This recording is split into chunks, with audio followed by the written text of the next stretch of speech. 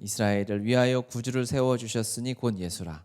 아멘. 너무 감동적이고 멋진 설교지 않습니까? 바울이 그렇게 하고 싶었던 설교, 오직 예수 그리스도라는 제목으로 말씀 나누고 우리 함께 기도하고 또 한 주간을 주님 앞에 주님 품 안에서 힘차게 시작합시다. 네. 바울이 먼저 이제 설교 전도는 많이 했죠. 바울이 했는데 이제 설교문이 이렇게 회당에서 또 이렇게 유대인들에게 설교하는 모습은 드디어 이제 기록이 됐어요. 근데 17절 보니까요, 이 이스라엘 백성의 하나님이 이렇게 말씀합니다. 그렇죠? 바울이 유대인들에게 지금 회당이니까 유대인들이 모여 있겠죠. 아마 이 지역은 예루살렘은 아니니까 헬라파 유대인들이 있는 곳일 겁니다. 성경을 알고 있는 유대인들이 모여 있는 그곳에서 하나님에 대해서 말씀하는데 이스라엘 백성의 하나님이라고 이렇게 시작을 해요. 하나님이 이스라엘의 하나님 맞으신가요? 맞다고 생각하세요? 맞잖아요. 네, 그렇죠. 맞죠. 이스라엘의 하나님이에요. 왜냐하면 이스라엘 백성과 함께 하신 것이 부인이 안 되잖아요. 아브라함을 택하시고 그를 인도하시고 이삭과 야곱을 통해서 애굽으로 갔다가 다시 출애굽해서 가나안 땅을 여호수아를 통해서 정복하게 하시고 그리고 그곳에서 여러 가지 잘못한 점도 많이 있었지만 하나님이 함께 하시고 인도하셔서 왕을 세우시고 다윗 왕 때에 놀라운 하나님의 역사를 행하시고 솔로몬 이후에 분열이 됐지만 다시 메시아를 주시기까지 하나님이 뭐 한순간이라도 이스라엘을 향하여 고개를 돌리신 적이 있을까요? 없죠. 없어요. 남의 나라 역사지만 없습니다. 확실합니다. 그렇죠? 아멘이에요. 부인할 수 없어요. 그렇습니다. 그러면 우리나라는 어떨까요? 대한민국은? 여기서 이스라엘의 하나님이라는 이스라엘 백성의 하나님이란 말 대신에 대한민국의 하나님이라고 해도 되나요? 좀 무리하는 건가요? 되겠죠. 하나님이 우리나라를 이 대한민국을 이 한반도를 하나님이 그의 눈에서 가리신 적이 한 번도 없어요. 이 땅을 지키시는데 주무시거나 좋으시거나 피곤하다고 잠깐 쉬시거나 대타를 세우시거나 하신 적이 없어요. 하나님은 태초 이후로 지금까지 우리를 이 땅을 이 한반도를 한 번도 놓지 않으시고 그 품에 안으시고 지켜주셨어요. 아멘이시죠? 근데 우리가 왜 그렇게 생각을 안 할까요? 역사를 믿는 자들이 쓰지 않았기 때문에 하나님이 행하신 일들을 기록하지 않았어요. 성경은 하나님이 직접 간섭하셔서 하나님이 영감으로 쓰셨기 때문에 하나님의 행하심 예수 그리스도 중심으로 구약이 쓰여져서 이스라엘의 역사가 쓰여졌잖아요. 그러니까 우리가 다 이스라엘의 하나님 하면은 끄떡끄떡합니다. 그런데 대한민국의 역사를 보면 삼국유사, 삼국사기 이런 거는 중이 써가지고 하나님 이름이 들어가 있지가 않아요. 이련이 쓰고 그랬잖아요. 그러니까 하나님이라는 우리 역사책에 하나님이라는 글자를 찾아볼 수 없어요. 그런데 지금 우리가 예수님을 만나고 우리의 세계관이 완전히 십자가 복음 중심으로 바뀌었잖아요. 우리의 역사관이. 여러분들 그러니까 여러분들 여기 얼마 없으니까 호응을 10배로 해야 된다니까. 그러면 어떻게 해요? 가만히 있으면 안 되지. 그렇죠? 그러니까 하나님의 역사책을 보면 들어있지 않지만 이제 보니까 하나님이 지켜주신 게 너무 확실해요. 하나님이 이러한 계획을 가지고 하나님이 이 마지막 때에 선교 완성을 하려고 세종대왕을 세워서 한국을 만드셨구나. 너무 확실한 거 아니에요? 이 땅이 망할 뻔했는데 이순신이라는 장군을 세우셔서 그때 이순신이 아니었으면 우리나라가 지금 다 어떻게 대한민국 없어질 수도 있잖아요. 이 선교 대국이 이 복받은 대한민국 복음으로 선교사보다 성경이 먼저 들어온 유일한 이 나라를 하나님을 빼고 어떻게 설명하겠습니까? 맞아요? 제가 좀 주입식 교육을 하는 것 같은데 동의하시죠? 동의할 수밖에 없어요. 그러니까 성경 구약을 왜 주셨냐면 하나님이 이스라엘 하나님이구나 이거 깨달으라고 주신 게 아니라 그것도 물론 첫 번째죠. 그거를 우리에게 적용할 수 있는 거 이스라엘만이 아니라 하나님은 열방의 모든 나라의 하나님이구나 라는 걸 우리가 당연히 아멘하고 동의할 수 있어요. 우리가 이스라엘의 이 역사 구약의 역사를 보면서 좀 안타까워 하잖아요. 하나님이 그렇게 기적을 많이 주셨는데 이스라엘 백성들은 왜 기도를 하지 않고 왜 거기서 회개하지 않고 하나님을 찾지 않고 자기의 경험과 또 눈에 보이는 거 의지해가지고 그렇게 혼나고 넘어지냐라고 우리가 손가락질하고 막 그렇게 생각들을 많이 하고 안타까워하지 않습니까? 이스라엘의 역사를 보면서 쯧쯧쯧 혀를 찰 때도 많이 있고요. 하나님의 역사가 이렇게 있는데 왜 그렇게 못하느냐고 우리가 봅니다. 실제로 이스라엘 역사를 보면 하나님이 요즘에 우리나라가 이런 전염병으로 많이 힘들고 어려운 상황이잖아요. 여러분은 믿음이 있으니까 그래도 덜 힘들잖아요. 아멘. 계속 아멘 하세요. 제가 틈을 주면 자다가도 아멘을 하세요. 그런데 세상 사람들은 정말 어려워하더라고요. 믿음이 없으니까 진짜 집 밖에 나가지도 못하는 사람들도 제법 있다고 해요. 무서워서 어떻게 될지 모르니까. 뭐 서울도 이런데 대구 지역은 정말 심하겠죠. 이렇게 어려움을 겪는데 이스라엘 백성들도 그럴 때가 있었어요. 여러 번 있었지만 사무엘하 24장 15절에 보면 이게 이제 다윗이 다윗 말년에 하나님이 이제 인구 개수하지 말라고 했는데 막 말렸는데 다윗이 막 하거든요. 그래서 그때 하나님이 벌하시는 장면이에요. 이에 여호와께서 그 아침부터 정하신 때까지 전염병을 이스라엘에게 내리시니 단에서부터 브엘세바까지 백성의 죽은 자가 7만 명이라. 엄청 많죠. 인구가 뭐 1,000만이 넘어갈 때도 아닌데도 불구하고 7만 명이 전염병으로 죽었어요. 순식간에. 뭐 지금 뭐 한 달 몇 달 이렇게 차이를 두고 한 게 아니라 일주일 새로 그냥 3일 내로 하나님이 이 전염병이 도시와 마을을 휩쓸어 가니까 푹푹푹 쓰러져 가는 거예요. 이때 갓 선지자가 다윗에게 이르러 아뢰되 올라가서 여부스 사람 아라우나의 타작마당에서 여호와를 위하여 제단을 쌓으소서 하매. 당연히 이렇게 해야죠. 그렇잖아요. 우리가 이스라엘 백성 보면 다윗이 자신의 잘못으로 3가지 재앙 중에 하나님이 이 전염병을 내리셨지 않습니까? 회개하고 돌이키게 하시려고. 그러면 우리가 다 생각, 야, 이 다윗 빨리 가서 기도해야지. 정신 못 차리고 막 울고 있으니까. 갓 선지자가 가서 어서 아라우나의 타작마당을 사가지고 그 땅에서 하나님께 제단을 쌓으세요. 예배하세요. 회개하세요라고 권면하는 거예요. 너무 당연하죠. 이걸 가지고 막 놀래고 저랬어? 이런 사람 아무도 없어요 지금. 여러분들 표정을 보니까 당연한 얘기지만 빨리 다음 단계로 넘어가길 바라는데 이스라엘 백성은 당연히 그래야죠. 그랬더니 하나님 어떻게 하실까요? 네 예배 안 받아, 기도 안 받아, 더 죽어 이렇게 하실까요? 그럴 리가 없죠.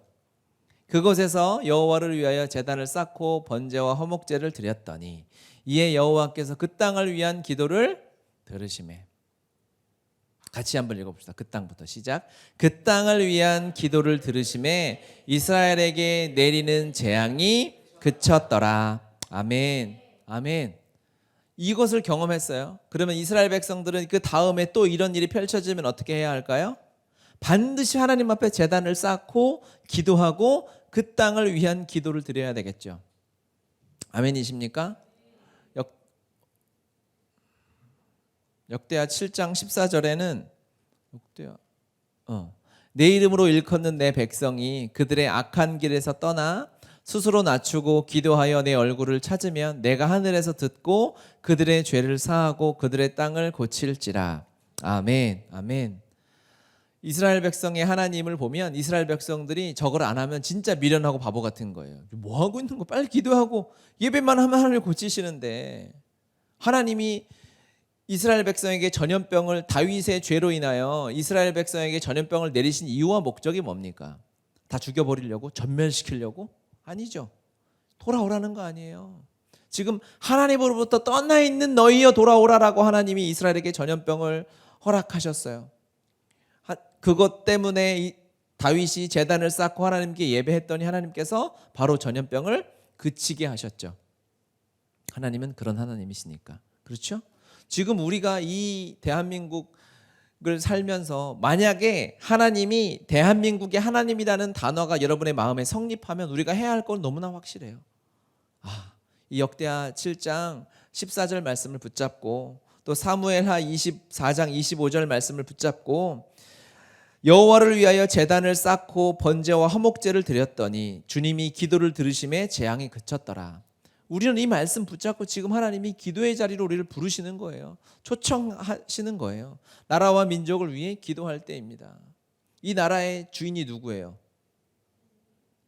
주님이시죠. 이 총선이라고 투표자라고 이렇게 하시면 안 돼요. 그거는 주님을 모르는 사람들이 하는 말이죠. 나라의 주인이 백성입니까? 국민입니까? 대통령입니까? 우리 주님이세요. 주권이 그분께 있어요. 아멘이시죠? 아멘. 그러면 주님이 그 나라를 통치하는 방법이 뭡니까? 하나님의 자녀들의 기도를 가지고 통치하십니다. 아멘이죠. 그렇기 때문에 우리가 해야 할 순종, 우리가 지금 취해야 할 태도는 너무 명확해요. 하나님의 주권을 움직이는 기도를 하는 거예요. 하나님, 이 사태가 속히 종결되게 하여 주십시오. 주님, 기적을 내려 주십시오. 우리 사람의 힘으로 할 수 없어요. 사람이 노력해서 어느 정도 잠재울 수 있겠지만 지금 이 진짜 걷잡을 수 없이 커져가는 이 사태를 어떻게 하겠습니까? 주님밖에 없는 거예요. 그리고 주님은 어떻게 주님이 일하셔야만 소망이 있는데 주님을 움직일 수 있는 방법은 우리의 기도밖에 없어요. 주님이 어떻게 일하시겠습니까? 주님이 기도 말고는 일하지 않기로 작정하시고 천지를 창조하시고 하나님의 형상 그대로 우리를 만드셨는데 우리의 기도밖에 없습니다.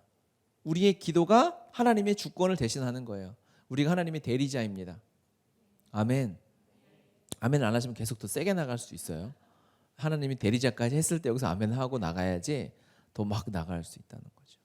제가 한번 말씀드린 적도 있지만 캠퍼스 선교단체에 있을 때 이제 그 기독교 동아리 연합 회장을 했단 말이에요.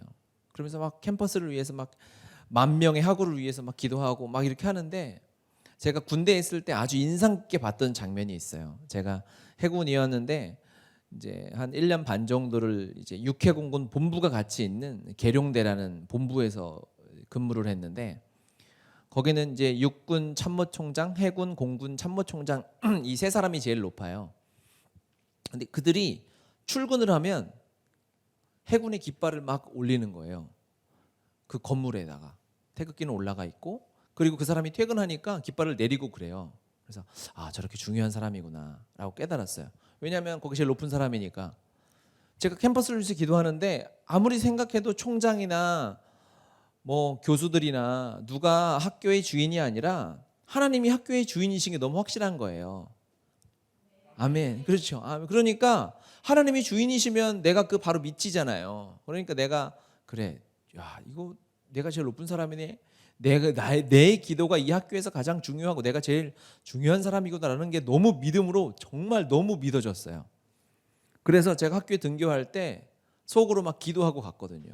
야, 지금 이 학교에 내가 등교하니까 예수의 깃발을 빨리 국기 계양대 걸어라 막 이러고 학교를 갔어요. 아무도 걸진 않았지만 우리의 기도는 믿는 자들의 기도는 하나님의 주권을 움직일 수 있는 유일한 통로이고 승리인 줄 믿습니다. 아멘. 6.25와 일제강점기를 끝나고 6.25 때를 지냈을 때 크리스찬이 많지 않았죠. 그때는 한국교회가 이런 70년대 80년대 폭발적인 부흥을 하기 전이니까 그때 소수의 크리스찬들이 하나님 앞에 했던 기도가 아주 놀라운 일들이 많이 일어났어요. 그중에 제가 항상 기억하는 또 말씀드린 적이 있는 가나안 농군 학교를 세웠던 김용기 장로님이란 분이 있다고 했죠. 그분은 그때 나라가 얼마나 어려웠습니까? 먹을 것도 별로 없고 툭하면 여러 가지 힘들고 어려운 외침들이 많았던 그때에 신문을 보면서 힘든 일이 있고 나라에 어려운 일이 있으면 그의 기도실로 기도방으로 들어갔다는 거 아니에요? 그 기도방 앞에 명패를 하나 딱 붙여놨었죠. 문구 뭐라고? 조국이여 안심하라 라는 문구를 딱 붙여놓은 거예요. 왜? 내가 기도하니까. 여러분 이 대한민국을 향해서 믿음의 사람들이 선포할 수 있어야 돼요. 괜찮아 안심하라 내가 기도하니까. 이 우리의 안에 기도의 능력이 없고 기도에 대한 확신이 없으니까 아무 말도 못하고 세상 사람들이 떠는 거와 똑같이 벌벌벌 떨고만 있는 거예요. 지금 그들을 벌벌 떨고 있을 때 하늘 백성인 천국의 시민권을 가지고 이 땅의 소망이 아닌 예수 생명을 가지고 영생을 가지고 살아가는 우리는 세상을 위로하러 다녀야죠. 세상을 위로하는 일을 해야죠. 지금 세상이 교회를 걱정해 주느라고 지금 바빠요. 우리가 지금 그들 걱정해 줘야 되는데 세상이 이번에는 주일 예배들을 어떻게 드리셔야 되나 막 이렇게 이게 무슨 상황인지 모르겠어요. 우리가 그들을 위로해주고 걱정해주고 우리는 괜찮으니까 우리 것을 내어주고 몇몇 대형 교회들이 지난주에 뭐 기도원이나 뭐 영산 수련원 이런 거를 이제 생활치료센터로 내놨다고 신문에 나오더라고요. 진작에 했어야죠. 진작에. 교회를 다 비워주고 지금 이 땅에 하나님이 그리스도인들에게 하시는 말씀이 너무 명확하게 있는 줄 믿습니다. 우리가 기도의 자리에서 말씀의 자리에서 하나님의 음성을 듣고 순종의 걸음을 내딛어야 할 때예요. 한국 교회는 이거보다 더 큰 기회는 없다고 생각해요. 가정에서 지금 다 찬양 막 했잖아요. 그렇죠? 금요일에도 막 찬양하고 하셨죠? 근데 집에서 혼자 있으면서 그렇게 자기가 소리내서 찬양을 큰 소리로 따라 부를 일이 그렇게 많지 않을 거예요. 그렇죠? 내가 내기보다는 TV에서 알아서 혼자 내든지 다른 음악을 조용히 틀어놓고 듣든지 그 정도가 다겠죠. 거기서 하나님이 그 가정에서 예배받기를 너무 기뻐하셨던 하나님이 저는 마음에 막 느껴졌어요. 여러분의 가정은 예배하기 위해 하나님이 허락하시는 것이기 때문에 그렇습니다. 이러한 하나님의 뜻과 계획이 수없이 지금 선포되고 있어요. 우리가 하나님의 음성을 듣고 분별하고 기도하며 이 땅을 치유하고 위로의 걸음을 내딛어야 할 때인 줄 믿습니다. 무엇보다 이제 매일 시간을 들여서 이 땅을 위하여 기도하는 시간들을 여러분이 가지셔야 합니다. 말씀을 붙잡으십시오. 사무엘하 24장 25절이고요. 오늘 읽었던 역대하 7장 14절 말씀을 붙잡고 하나님 우리가 기도하면 고친다 하셨으니까 의심하지 않고 우리가 기도하면 주님이 들으시고 이 땅을 고치실 줄 믿습니다. 이 사태를 통하여 하나님의 하나님 되심이 더욱 드러나게 될 줄 믿습니다. 아멘. 우리가 하나님이 기회 주실 때 해야지 딱 준비 기도하고 기도할 준비를 내 마음에 무릎 꿇을 준비들을 하고 있었잖아요. 우리 교회는 금요일 날도 우리가 중보 기도를 계속 하고 있었고 그 예배 장소를 가정으로 옮기셨다 생각하시고 가정에서 기도의 제단을 그곳이 아라우나의 타작마당이다 생각하고 기도의 제단을 쌓으시기 바랍니다. 아멘. 근데 이제 바울이 두 번째로 볼 것은 이제 15절에 보니까 율법과 선지자의 글을 읽은 후에 회당장들이 사람을 보내어 물어 이르되 형제들아 만일 백성을 권할 말이 있거든 말하라. 그러니까 회당장들이라고 했죠. 회당의 높은 사람들이 바울과 실로아노를 불러서 야, 너 할 말 있으면 해봐라고 기회를 줬어요. 그랬더니 바울이 기다렸다는 듯이 하나님의 말씀을 선포하기 시작하는 것이죠. 틈만 나면 틈이 주어지니까 이제 할 말을 하는 거예요. 그렇죠? 하나님에 관한 이야기, 수많은 이야기를 할 수 있을 것입니다. 우리는 예수님 믿는 사람들이니까 우리가 말할 기회를 주면 우리는 예수님 이야기 해야 되겠죠. 정치인들은 틈만 주면 자기 자랑할 것입니다. 어떻게든 표를 구걸해야 되니까. 그렇죠? 뭐 장사꾼들은 자기 거 뭐 어떻게든 팔고 자기 제품을 자랑하려고 하겠죠. 우리 예수쟁이들은 예수님 팔아야 되지 않겠어요? 판다는 말이 무슨 말? 지금 막 유튜브를 튼 사람은 저 이상한 얘기 한다고 할지 모르게 이게 맥락을 잘 보고 틈만 나면 우리는 예수님 이야기 해야 되지 않겠습니까? 그렇죠? 예수님으로 인하여 가득 찬 삶을 살아야죠. 어떻게 하면 예수님을 전하고 나눌지 그 방법들을 고민하기 이전에 내 삶, 내 생각부터 내 살아가는 모든 삶에 오직 예수 그리스도로 가득 채워져 있어야 합니다. 아멘. 그러면 주님이 허락하실 때 예수 이름이 흘러나오게 되어져 있어요. 바울도 그랬다고 생각하거든요. 바울이 이제 막 설교를 하잖아요. 그러면서 유대인들에게 하는 설교니까 바울이 13장 33절 보니까요. 곧 하나님이 예수를 일으키사 우리의 자녀들에게 이 약속을 이루게 하셨다 함이라 시편 둘째 편에 기록한 바와 같이 너는 내 아들이라 오늘 너를 낳았다 하셨고 이렇게 말씀하죠. 시편 둘째 편, 시편 2편 말하는 거죠. 시편 2편 7절에 내가 여호와의 명령을 전하노라 여호와께서 내게 이르시되 너는 내 아들이라 오늘 내가 너를 낳았도다 이런 말씀이 있죠. 그리고 35절에 가면 또 시편을 인용합니다. 또 다른 시편에 일렀으되 주의 거룩한 자로 썩음을 당하지 않게 하시리라 하셨느니라. 이게 16편 10절을 인용한 것이죠. 이는 주께서 내 영혼을 수월에 버리지 아니하시면 주의 거룩한 자를 멸망시키지 않을 것임이니이다. 이렇게 바울은 복음을 전하면서 여러분의 성경에도 이렇게 기억닉은 붙어 있죠. 네, 웬만한 성경에는 붙어 있을 겁니다. 이제 각주가 붙어 있는데 바울이 유대인들에게 복음을 전하니까 그들의 눈높이에서 이해하기 쉬운 다윗 하면 다 알잖아요. 그리고 시편 그들의 노래이고 시편은 유대인들이 가장 사랑하는 성경 중에 하나니까요. 시편을 인용해서 그들에게 이야기하니까 그들이 이해하기 너무 좋은 거예요. 즉 눈높이에 맞춰서 이야기하는 것이죠. 그래서 하나님이 바울도 유대인이니까요. 그들에게 보내지 않았을까. 또 바울은 로마 시민권자니까 헬라 문화권을 그대로 알고 있으니까 이곳에서 바울이 복음을 전하기에는 너무 안성맞춤인 거예요. 하나님이 우리를 그곳에 그 자리에 살게 하시는 것은 그곳에서 우리가 복음을 흘려보내기 가장 안성맞춤이기 때문에 그렇습니다. 그렇죠? 사업하는 사람은 사업하는 사람들끼리 말이 딱 맞는 거예요. 학생들은 학생들하고 눈높이가 딱 맞죠. 그러니까 예수님으로 가득 채우면 내가 살아가는 내 삶의 언어로 그냥 예수님을 이야기하는 거예요. 바울이 시편을 인용했네. 그러니까 시편을 무조건 설교 때 인용하고 말씀을 인용하고 그래야 된다라는 것이 아니라 바울의 지금 태도는 그들의 삶과 그들이 이해할 수 있는 문화에서 가장 좋은 언어를 썼다는 거예요. 그렇게 복음을 전하는 거죠. 그렇다면 우리가 대통령이나 정치인들이나 대기업 회장들에게 복음을 전하기는 그들의 언어나 그들의 삶의 패턴을 모르니까 쉽지 않을 것입니다. 그렇죠? 그럼 그들은 누가 전도할까요?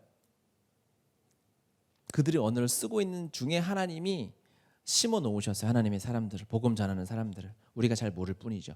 연구하고 찾아보면 다 있더라고요. 재벌들 모아다가 성경 공부하는 목사님이 계세요. 연예인들을 모아다가 연예인 예배드리고 성경 공부하는 목사님이 계세요. 그 얘기하니까 나도 가볼까? 막 이래요. 그런데 신경 쓰지 마시고 하나님이 나를 심으신 그 자리 있잖아요. 그곳에서 예수님으로 사는 거예요. 예수님의 언어, 예수님이 사셨던 것처럼 내가 살면 내가 사는 언어를 가지고 예수님이 흘러가게 되어져 있어요. 그렇죠? 그러다가 필요하면 예수님 말도 할 수 있는 거고 복음을 전하라는 그런 말을 하지 않습니까? 때를 얻든지 못 얻든지 복음을 전파하라. 예수님을 전하라. 그리고 혹시 필요하면 말도 사용하라. 이런 말을 하잖아요. 우리는 전도하면 예수님 이야기를 다다다다다 설교해야 되는 줄 알아요. 그런데 지금은 그런 시대가 아니라 예수님처럼 살아내는 시대인 거예요. 오래 걸릴 수 있어요. 예수님을 전하고 예수님이 자 교회 가자. 그리고 신천지인지 개천지 걔네들이 하는 것처럼 전도하면 마일리지를 주고 점수를 줘가지고 두려움의 방법을 써서 어떻게든 인도하고 그런 사단이 하는 짓이죠. 어떻게든 사람 목줄 끌어가지고 교회 데려오는 그것도 전도의 방법일 수 있겠지만 지금 우리를 하나님께서 그곳에서 살게 하신 특별한 이유 중에 하나는 무엇이냐? 그곳에서 예수님으로 사는 거예요. 주님이 우리를 그렇게 기대하시고 그냥 신나게 승천하신 거예요. 주님이 우리보다 더 뛰어나시니까 주님이 그럴 거면 내 직장에 오시고 사업장에 오시고 학교에 오셔서 전도하시면 되는데 주님이 우리 안에 계신 성령님을 기대하셨기 정확히 얘기하면 그렇죠. 우리를 통해서 나는 괜찮아. 나는 천국에 그냥 신나게 승천해도 괜찮아. 왜? 성령이 오셔서 우리를 그곳에서 예수로 살게 하실 것이기 때문에 그렇습니다. 아멘이죠. 아멘. 그러니까 우리는 어느 곳에 가든지 그곳에서 함께 일하는 사람들에게 내 삶의 향기로 아름다운 노래로 삶으로 섬김으로 그들과 대화로 교제로 예수님이 드러날 수밖에 없어요. 그렇지 않다면 아직 그렇지 못하다면 우리는 더욱 예수님께 집중해야 합니다. 예수님이 사셨던 그 복음에 더욱 집중하며 살아야 되는 거예요. 훈련으로 연습으로 노력으로 되어지지 않아요. 주님이 내 안에 사시도록 내 삶을 드러내야 하는 것입니다. 아멘이죠. 이 유대인들에게 복음을 전하는 이 바울의 메시지 핵심은 뭐냐면 같이 볼까요? 36절 다윗은 당시에 하나님의 뜻을 따라 섬기다가 잠들어 그 조상들과 함께 묻혀 썩음을 당하였을 때 그러니까 시편에 거룩한 자는 썩지 않는다 이렇게 되어 있는데 너희들이 그렇게 위대하다고 최고라고 생각하는 다윗, 솔로몬 이런 왕들도 이미 다 썩음을 당해서 죽었다라고 얘기하는 거죠. 그러면서 37절 하나님께서 살리신 이 누굴까요? 하나님께서 살리신 이가 누구예요? 예수 그리스도죠. 이는 썩음을 당하지 아니하셨으니 아니하였나니 그러므로 형제들아 너희가 알 것은 이 사람을 힘입어 죄 사함을 너희에게 전하는 이것이며. 아멘. 아멘. 바울이 하고 싶었던 말은 이 예수다.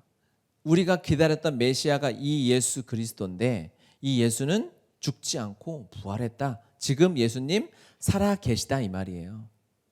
할렐루야. 주님 살아 계시죠?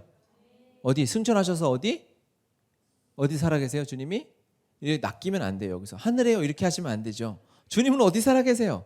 내 안에 살아 계시잖아요. 자, NG가 나서 다시. 주님이 어디 살아 계시다고요? 내 안에 살아 계시는 거예요. 아멘입니다. 바울이 그거를 진짜 믿었어요. 그리고 믿으려고 노력하지 않았는데 바울의 삶에 그게 실제가 되었어요. 예수님이 살아계신 게 너무 확실한 거예요. 그분이 돌아가시는 게 아니에요. 그분이 죽었는데 나와 함께 죽고 그분이 부활하셔서 지금 살아계신 하나님이신 거예요. 그 십자가를 바울이 만난 거예요. 이 복음을 바울이 만난 거예요. 그러니까 바울이 전하지 않고서는 견딜 수가 없는 거죠. 그래서 바울이 고백했잖아요. 갈라디아서 2장 20절에 내가 그리스도와 함께 십자가에 못 박혔다 라고 바울이 고백한 이유가 무엇입니까? 바울은 자기가 십자가에 죽은 것을 너무 명확하게 믿음으로 화합해서 보았기 때문에 그렇습니다. 그렇죠. 그러니까 이제 사는 것이 내가 사는 것은 내 안에 계신 예수 그리스도를 위하여 살 수밖에 없는 인생임을 바울이 고백하고 살아가는 거예요.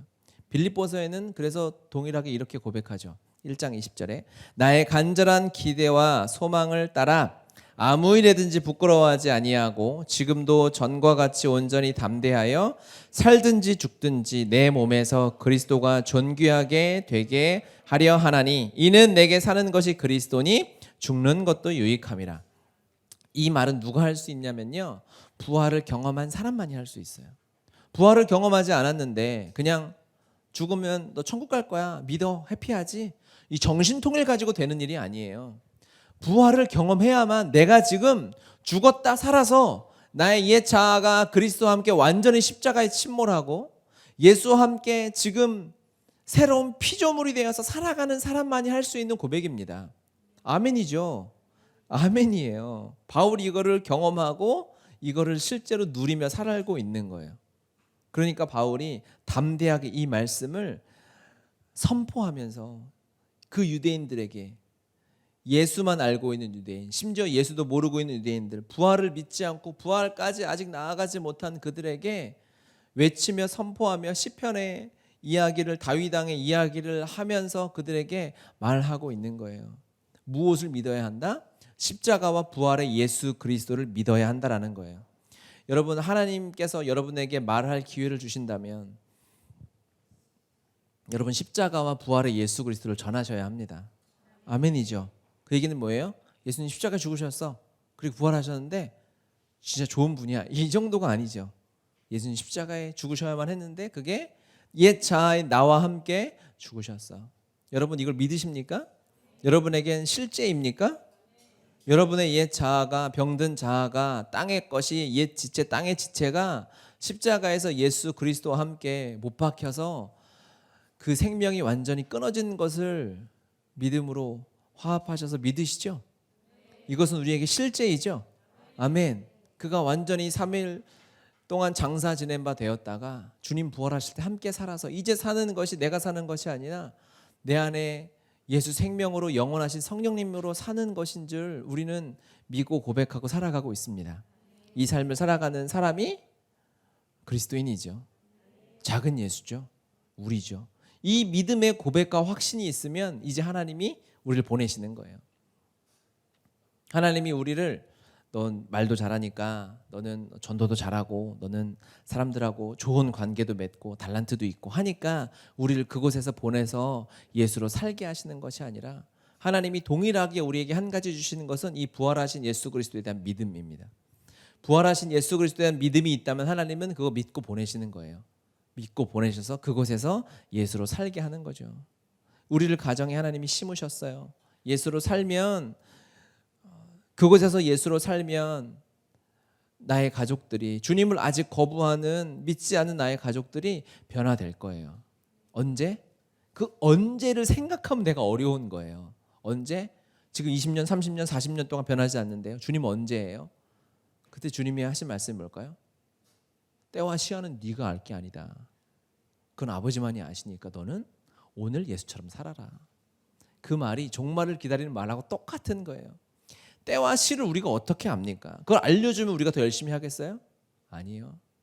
계산해요. 예를 들어서 야 네가 1년만 제대로 예수님처럼 살면 너 네 가족 구원할 거야. 주님 1년이요? 그럼 우리 벌써 계산하죠. 1년? 그러면 이제 농도를 계산하는 거죠. 지금은 30 정도로 예수님처럼 살다가 1년 가까이 올 때는 내 모든 에너지를 다 써서 100처럼 살아야 될 거 아니에요. 여러분 잔머리 그 정도도 안 들어가요? 우리는 딱 그래요. 때와 시간을 알려주는 게 우리에게 복이 아니에요.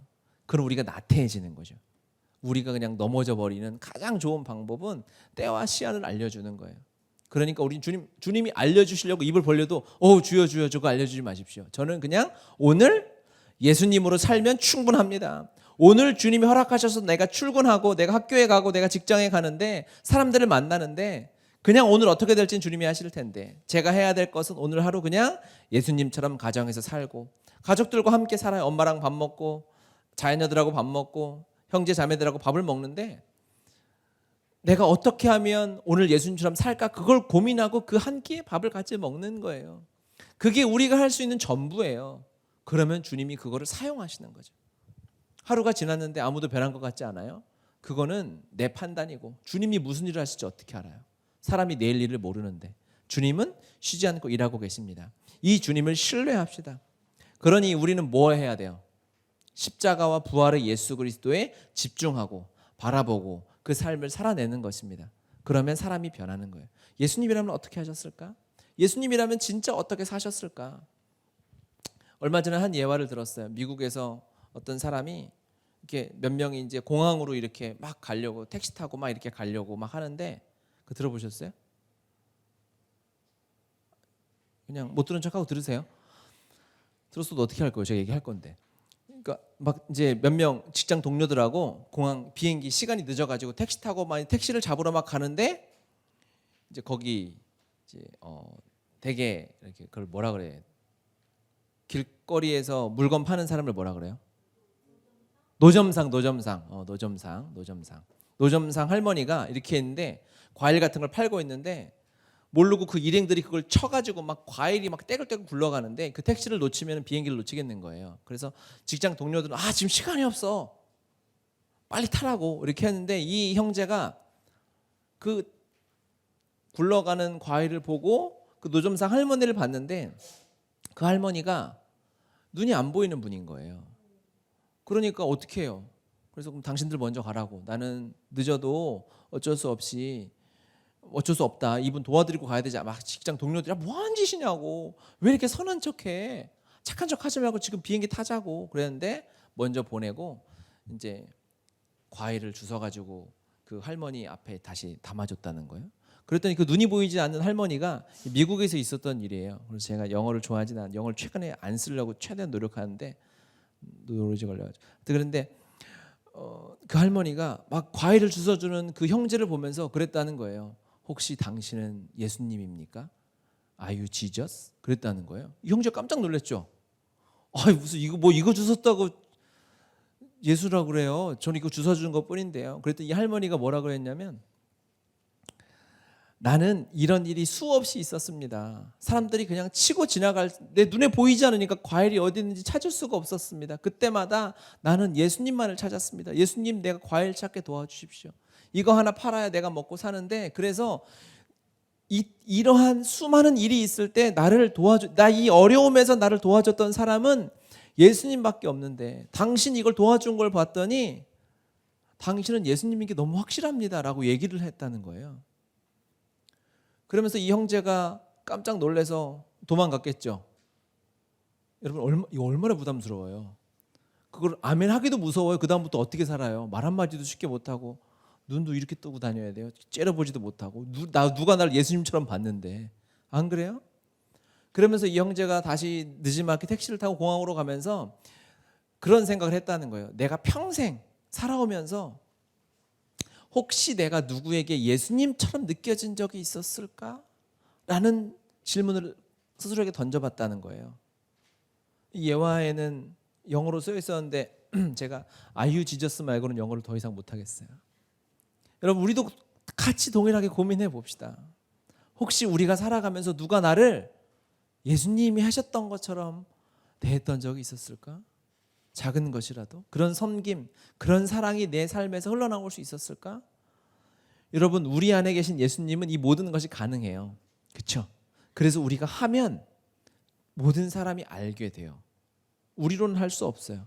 우리의 옛 자아로 내가 살아왔던 죄인된 모습으로 남을 배려하는 연극은 한계가 있어요. 남을 위해서 살아가는 척, 배려하는 척 하는 거는 한계가 있다고요.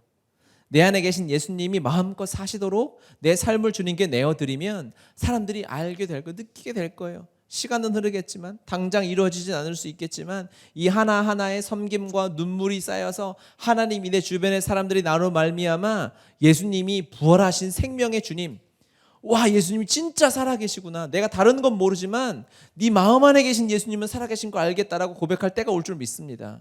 아멘. 얼마나 소망이 있어요. 이거 하나 평생 이 말 들으면 소원이 없을 것 같아. 아무도, 우리 교회에서도 아무도 그 얘기 안 해줘요.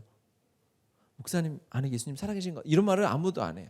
그렇다고 억지로 할 생각들 하지 마요. 아주 닭살 돋으니까. 그게 중요한 게 아니에요. 여러분, 우리 그렇게 삽시다. 지금은요, 예수님 닮은 제자 물론 필요하지만 진짜 이제는 예수님이 필요한 시대예요. 이 땅에 예수님이 나처럼 살으라고 생명 그대로, 원형 그대로, 형상 그대로 우리를 만드셨으니까 우리가 부족하지만 그래도 우리의 기도의 수준을 높여서 주님, 이제 우리가 하루를 살아도 누가 나를 보면서 아, 예수님 같다, 예수님이 살아계셨으면 이렇게 나를 사랑해 줬겠지, 섬겨 줬겠지, 느끼는 삶을 우리가 꿈꾸며 기도하며 나갔으면 좋겠습니다. 세상은 변할 것입니다.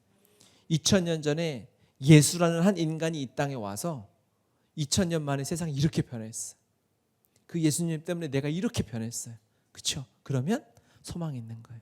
우리가 순종하고 섬김의 걸음을 나아가면 우리 가정 소망이 있습니다. 우리 직장과 사업장 소망이 있습니다. 우리의 학교 현장, 다음 세대 이 청년들, 이 땅의 문화, 연예계, 정치계, 체육계 소망이 있는 줄 믿습니다. 이 나라 대한민국 소망이 있습니다. 이 나라는 정치인들의 것이 아니에요. 맨날 치고받고 싸우는 그들이 아무리 난리 쳐봤자 하나님의 뜻대로 가고 있어요. 이 나라는 선교 완성을 위하여 복음 한국, 통일 한국, 선교 한국을 위해 달려가고 있어요. 정신 바짝 차려야 돼요. 그래서 그들의 싸움에 말려들면 안 돼요.